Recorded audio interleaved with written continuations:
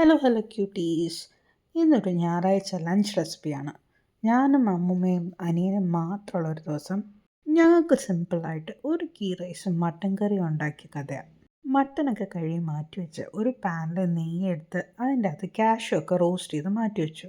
Same നെയ്യിലേക്ക് തന്നെ ചെറുതായി അരിഞ്ഞ സവാള ഇട്ട് അതും ഒന്ന് നല്ലോണം റോസ്റ്റ് ചെയ്ത് മാറ്റി വെച്ചു. ആ സെയിം നെയ്യുള്ള പാനിലേക്ക് തന്നെ കുറച്ച് വെള്ളവും ചേർത്ത് സ്പൈസസ് ഒക്കെ ഇട്ട് ചോറും വേവിക്കാൻ വെച്ചു.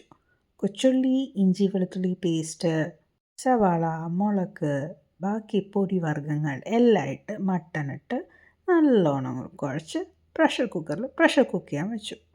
കുക്കറിലിരുന്ന് മട്ടൻ റെഡിയാവുന്ന സമയത്ത് കുറച്ച് സവാളയും തക്കാളിയും എല്ലാം കൂടെ വഴറ്റി അതിലേക്ക് ഈ മട്ടനും ഒഴിച്ച് നല്ലോണം കുറുക്കിയെടുത്തു.